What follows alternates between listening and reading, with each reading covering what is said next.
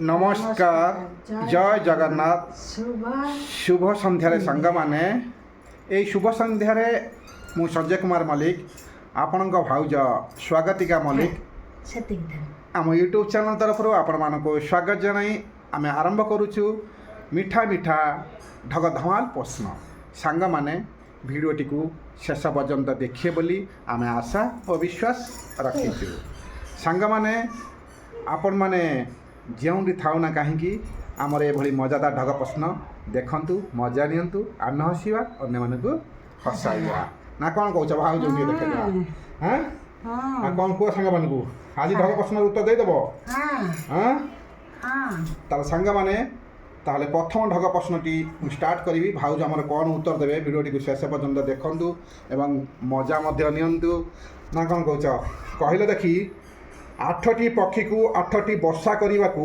8 दिन लगी थाए बुझिपाइल 8टी पक्षी को 8टी वर्षा करने को 8 दिन लगी थाए तेबे गोटे पक्षी को गोटे वर्षा करने को केते दिन लगी थाए गोटे दिन लगी थाए सांग माने प्रश्नटी थिला 8टी पक्षी को 8 दिन लगे 8टी वर्षा करने को 8 दिन लगी थाए से भली गोटे पक्षी को माने कौन गोटे वर्षा करने को केते दिन लगे 8 दिन रे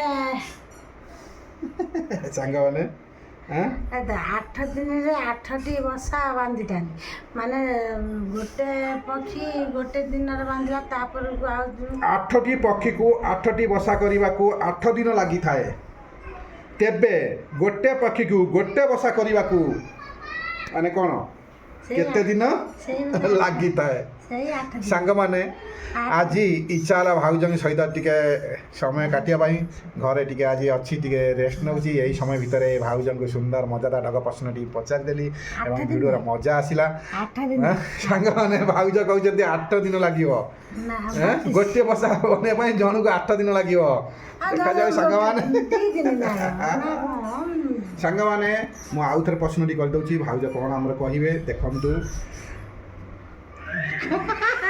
8टी पक्षी को 8टी वर्षा करने को 8 दिन लगी थाए तेबे गोटे पक्षी को गोटे वर्षा करने को केते दिन लगी थाए सांग माने यही भली मजादार ढग प्रश्न देखंतु मजा नियंतु आशा में हसिबा अन्य मानक हसाइबा प्लीज जदि आम चैनल को नुआ आसी थांती करि दियंतु सब्सक्राइब लाइक कमेंट शेयर यही भली मजादार ढग प्रश्न देखंतु सांग माने आपण मानक पई आमे कमेंट बॉक्स टी खोला रखिछु आपण माने निश्चिंत जहाँ जानी सांग माने कमेंट बॉक्स रे लिखि दियंतु ना कौन कह सांग मान कह सांग माने ठीक कही ना नहीं जदि मोर भूल होता है ताहले कमेंट बॉक्स रे लिखि दियंतु कह कौन कह जदि भूल होता गोटे दिन ना 8 दिन ना कंफर्म हे पनंती हां जानि पड़नी बा 32 दिन ए चारटा भितर केते दिन हेतिवा मेसेज करी जाने दियंतु मु जानी भी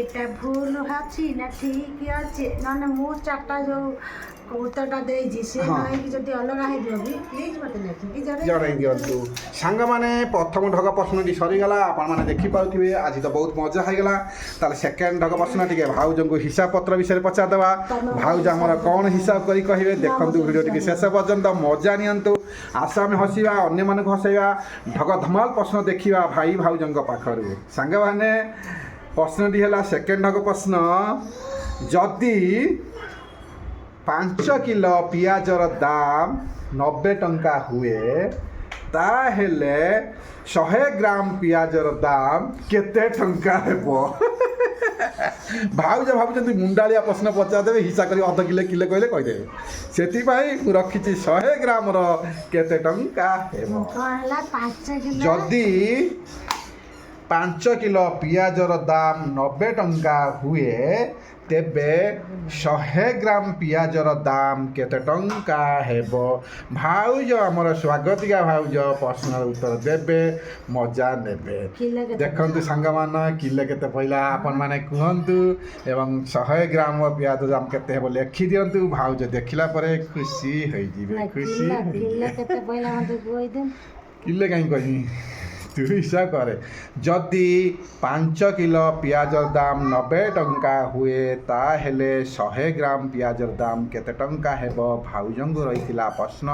ସାଙ୍ଗମାନେ ଭାଉଜ ଏ ପ୍ରଶ୍ନର ଉତ୍ତରଟି ଦେଇପାରୁନାହାନ୍ତି। ଆପଣମାନେ କମେଣ୍ଟ ବକ୍ସରେ ଲେଖନ୍ତୁ, ମଜା ନିଅନ୍ତୁ। ଏଥିରେ କିଛି ଶିଖିବା, ଜାଣିବା, ଅନ୍ୟମାନଙ୍କୁ ଶିଖାଇବା। ଏଥିରେ କିଛି ଜେନେରାଲ ନଲେଜ ଅଛି, ସାଧାରଣ ଜ୍ଞାନ ଅଛି।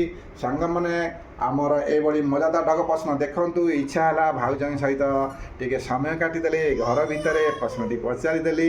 ଭାଉଜ କିନ୍ତୁ ମୁଣ୍ଡରେ ପୁରେଇ ପାରୁନାହାନ୍ତି, କାରଣ ଏଇ ଟାଇପ୍ର ଭିଡ଼ିଓ ମୁଁ ଅନେକ କିଛି ଭାଉଜଙ୍କୁ ଟିକେ ଶିଖାଇଥାଏ। କାରଣ ପନିପରିବା ତଳେ କିଣିବାକୁ ଯାଆନ୍ତି, ଭାଉଜ ବେଳେବେଳେ ଠକି ଯାଆନ୍ତି। ସେଥିପାଇଁ ଏଇଭଳି ଢଗ ଧମଲ ପ୍ରଶ୍ନଟି ଭାଉଜଙ୍କୁ ମୁଁ ପଚାରି ତାଙ୍କର ଆଇଡ଼ିଆକୁ ମୁଁ ବଢ଼ାଉଛି। କିନ୍ତୁ ସାଙ୍ଗମାନେ ଆପଣମାନେ କମେଣ୍ଟ ଦେଲେ ଭାଉଜ ଟିକେ ଖୁସି ହେବେ। ତାହେଲେ ସାଙ୍ଗମାନେ କିଲୋ କେତେ ପଇଲା? କିଲେ କାହିଁ କହିବି, ଯଦି 5 କିଲୋ ପିଆଜର ଦାମ 90 ଟଙ୍କା ହୁଏ ତାହେଲେ 100 ଗ୍ରାମ ପିଆଜର ଦାମ କେତେ ଟଙ୍କା ହେବ? ଭାଉଜ କହୁଛନ୍ତି ସାଙ୍ଗମାନେ ଯଦି 100 ଗ୍ରାମର ଉତ୍ତର ନ ପାଇପାରନ୍ତି ତାହେଲେ 5 କିଲୋ ଯେଉଁ ପିଆଜ କିଲେ କେତେ ପଇଲା ଭାଉଜ କହୁଛନ୍ତି ନ ଲେଖିଦିଅନ୍ତୁ, ଭାଉଜ ବି ଖୁସି ହେବେ। କିଲେ କେତେ ପଇଲା ଦେଖନ୍ତୁ ସାଙ୍ଗମାନେ। ତାହେଲେ ସାଙ୍ଗମାନେ ସେକେଣ୍ଡ ଢଗ ପ୍ରଶ୍ନ ସରିଗଲା। ଏବେ ଆମେ ଯିବା 18 ଟଙ୍କା ହେଲେ ହିସାବ କରୁଥାଅ। ତାହେଲେ ସେକେଣ୍ଡ ଥାର୍ଡ ଢଗ ପ୍ରଶ୍ନକୁ ପଳେଇବା। 8 କିଲୋକୁ ଏଇ 8 କିଲୋ 8 ଟଙ୍କା ହେଲେ 8 କିଲୋକୁ ଦେଖନ୍ତୁ ସାଙ୍ଗମାନେ ଭାଉଜ ହିସାବ କରୁଛନ୍ତି। ଅଧ କିଲୋକୁ 19 କିଲୋ ହେଲା 18, ଅଧ କିଲୋକୁ 19। ଦେଖନ୍ତୁ ସାଙ୍ଗମାନେ ଭାଉଜ ଆମର କ'ଣ କହୁଛନ୍ତି କହିଲେ ସାଙ୍ଗମାନେ। ଶୁଣ ଏବେ ମୁଁ ଜାଣି ସାରିଲିନି, ଯଦି ଜାଣିପାରିଛ ତାହେଲେ ସାଙ୍ଗମାନେ ଆପଣ ତଥାପି ବୁଝିପାରିନାହାନ୍ତି ଭାଉଜ। ସାଙ୍ଗମାନେ ଆପଣମାନେ କମେଣ୍ଟରେ ଲେଖି ଦିଅନ୍ତୁ। ହେଲେ ଅଧ କିଲୋକୁ 9 ଟଙ୍କା ହେଲା ଯଦି 8 କିଲୋ ଆଉ ତ ହବନି, ଆଉ ତ ହବନି। ତାହେଲେ ସାଙ୍ଗମାନେ ଆପଣଙ୍କ କମେଣ୍ଟକୁ ଅପେକ୍ଷା ରହିଲୁ। ତାହେଲେ ଆସ ଆମେ ଚାଲିଯିବା ଏବେ ଥାର୍ଡ ଢଗ ପ୍ରଶ୍ନକୁ। ଥାର୍ଡ ଢଗ ପ୍ରଶ୍ନର ଉତ୍ତର ସାଙ୍ଗମାନେ ଭାଉଜ କ'ଣ ଉତ୍ତର ଦେବେ? ଥାର୍ଡ ଢଗ ପ୍ରଶ୍ନକୁ ଉତ୍ତର ଦେବି କୁହ ସାଙ୍ଗମାନେ। ଆପଣମାନେ କମେଣ୍ଟ ବକ୍ସରେ ଲେଖନ୍ତୁ। କୁହ କମେଣ୍ଟ ବକ୍ସରେ ଲେଖି ଦିଅନ୍ତୁ। ମୁଁ ଟିକେ ଦେଖିଲା ପରେ ଖୁସି ହେଇଯିବି। ଅବଶ୍ୟ ମୁଁ ହିସାବ କରିକି ପରେ ଉତ୍ତରଟି ପାଇବି, କିନ୍ତୁ 90 ପଇସା ହବ। ହଁ ତାହେଲେ ଭାଉଜ ଜାଣିପାରନ୍ତି, କନଫର୍ମ ନାହାନ୍ତି। ସାଙ୍ଗମାନେ ଆପଣମାନେ କମେଣ୍ଟ ବକ୍ସରେ ଲେଖି ଦିଅନ୍ତୁ।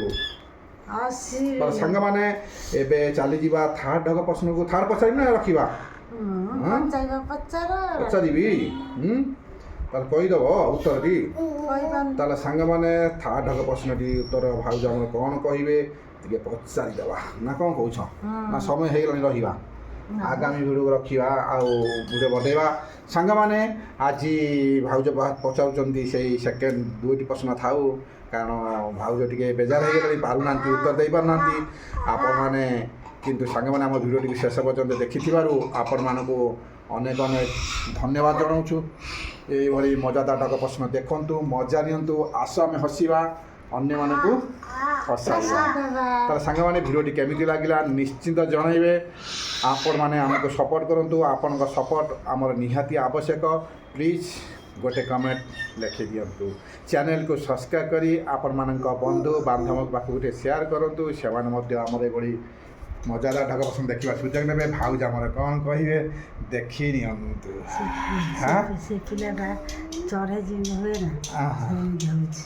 ଦେଖନ୍ତୁ ସାଙ୍ଗମାନେ।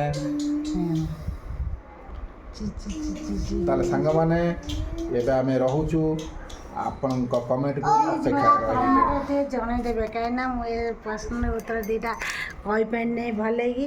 ମୋତେ କମେଣ୍ଟରେ ଲେଖିକି ଦେଲେ ଖୁସି ହେଇଯିବେ ଭାଉଜ। ତାହେଲେ ରହିଲୁ ସାଙ୍ଗମାନେ।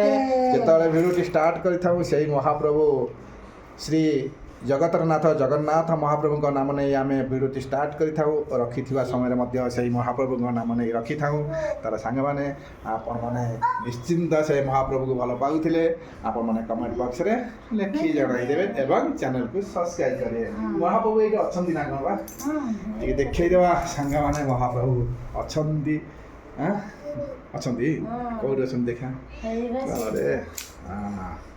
ଏଇଠି ଅଛନ୍ତି ମହାପ୍ରଭୁ ଜଗତରନାଥ ମହାପ୍ରଭୁ ଜଗନ୍ନାଥ ଏଠି ଅଛନ୍ତି। ଯାଉ ସାଙ୍ଗମାନେ ଏବେ ଆମେ ରହୁଛୁ, ଆଗାମୀ ଭିଡ଼ିଓକୁ ଅପେକ୍ଷା ରୁହନ୍ତୁ। ରହିଲୁ ସାଙ୍ଗମାନେ। ଭାଉଜ ପାଖକୁ ଟିକେ ଚାଲିଯିବା, ଟିକେ ପଡ଼ିଆ।